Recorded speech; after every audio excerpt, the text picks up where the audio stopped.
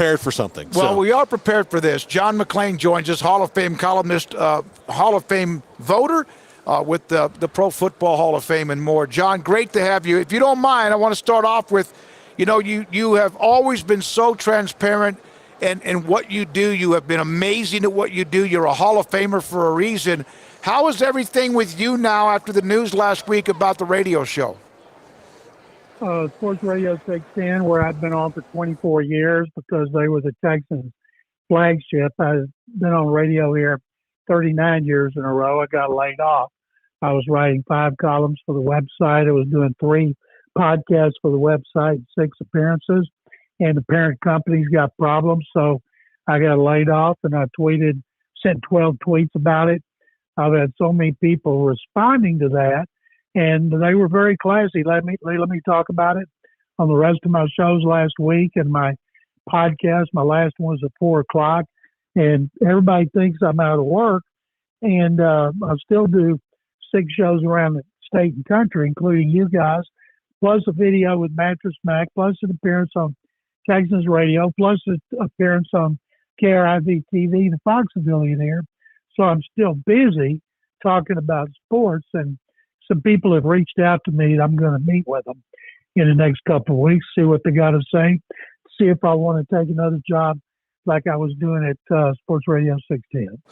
John, here at Super Bowl week, and honestly, I know you've retired from coming to the Super Bowl, but it doesn't feel the same without you here. But it is this is such a weird kind of game when you talk about the 49ers are the favorites in the game, but everybody feels like they're going to pick the Chiefs because of number 15 on the other side. He's just been so great. How do you break down what you think we're going to see on Sunday night? Well, I'm going to pick the Chiefs, not just because of Mahomes, because their defense is playing great. I mean, they have beaten Miami, one of the top offenses. They've beaten Buffalo, one of the top quarterbacks and offenses, plus Baltimore, one of the top offenses and best record and best running game. And Steve Spagnuolo has done a fantastic job with the Chiefs defense. Right now, they're not all about big numbers on offense. Patrick Mahomes, I think, is averaging 239 yards a game in the playoffs. Hasn't turned it over. Travis Kelce has been great. Rashee Rice has been better over the second half of the season, but they're not an explosive offensive team anymore. But they're all about defense. Now, the 49ers have more playmakers on offense, but if you think about it, if you look at the quarterback's mismatch, you look at Andy Reid, won multiple Super Bowls, Kyle Shanahan is not. Now, it's not a mismatch, but you got to give Reid the advantage.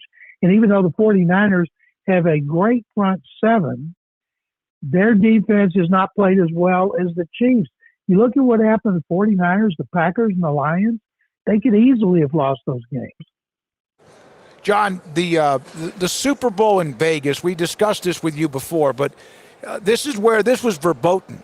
For one, they weren't ready for one, but this city that has exploded, the gambling part of it, and the fact they're hosting this. Now, the weather sucks because of that big front that's coming in or whatever that monstrous storm is on the West Coast. But how long did you think it would take before one day Las Vegas hosted a Super Bowl? I never thought Las Vegas would host a Super Bowl because I never thought there'd be a franchise there. Of course, the NHL got in first with the Golden Knights, and they were good right away. Won a cup. People saw, wow, those fans are incredible. And it's that I know the mayor's talking about the A's need a new package or stay in Oakland. That could be grandstanding. I'm not sure. And I'm sure the Raiders would love to see the A's stay there. The NBA is going to come at some point. And it's been a great thing for all-star games. Now Super Bowl, if I'd known the rates were as cheap as they are, I might have come out there and come to Radio Row for about 5 days and then come home and watch the game. But it's been fantastic for everybody. And the casinos are making so much money.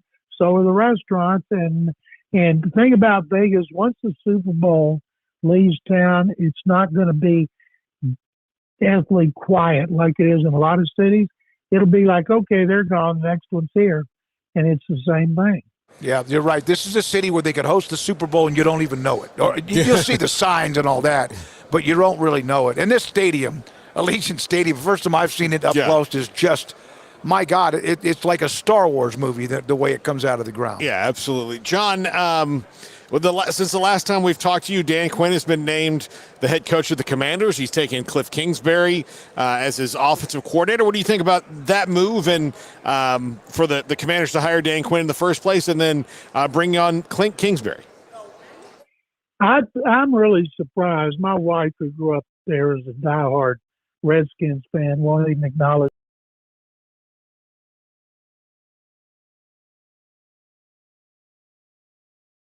they're the Commanders.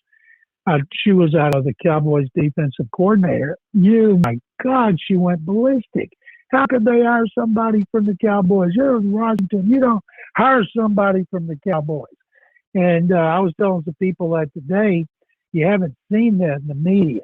It's always like, well, they settled for Dan Quinn.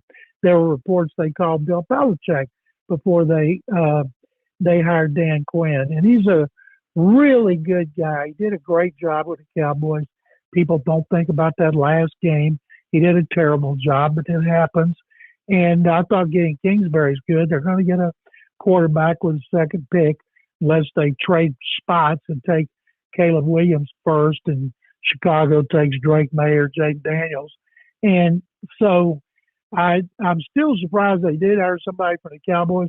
How would Cowboys fans, what would they think if the Cowboys fired Mike McCarthy and they hired a coach who had been at Washington for several years? I don't think they'd like it. No, I don't think they would either. And it's not the George Allen, Tom Landry years or even when Gibbs and others, but it's different. But I'm of the point now that they have been so bad for so long that if they have somebody can help them walk and chew gum and win games, I don't care where they come from. Well, I thought they were going to hire Ben Johnson. That was the word. Ben Johnson, the hottest coordinator. The Lions are so lucky they kept Johnson and Aaron Glenn. Usually you keep them 2 years and then you lose them. They're going to have them another year as coordinators. And that's great because it just doesn't happen very often. And but, you know what, it does look like they settled for Dan Quinn, but maybe he'll lead them back to the glory years of Joe Gibbs and they'll win a Super Bowl. John, Ben McAdoo got hired on the Patriots staff. And I'm kind of curious about him in particular because he was a head coach of the Giants. He's been an advisor. Now he's back. The journey of the coaches who go through what Ben McAdoo does, is it fair that they kind of get put in a box because of what happened when they were a head coach? Or is that just how it goes? It didn't hurt Dan Quinn. There's a lot of guys that get fired and they get another chance. And usually you get another chance, you got to be with a good team and you got to be a coordinator who is acknowledged for doing a really good job, and your name needs to be in the spotlight like Dan Quinn has been every year. He's fortunate to have an offensive head coach. That means everybody knows he's running one side of the ball. And I thought he was going to Seattle. So Ben McAdoo was not a good head coach. Dan Quinn was. The Ben McAdoos of the world, they're dead. They got their 15 minutes of fame. They bombed out. And then they're going to go back to being assistants on their side of the ball and spend the rest of their careers hoping and praying for another opportunity to be a coach that's not going to come.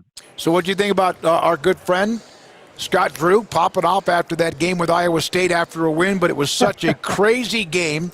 And I don't think anything he said was wrong, but you can't say it. He knew he was going to get fined, and so he does, but at least he said it. Now, you're talking about Mac Rhodes, right? Yeah. Yes. Yeah, you said Scott.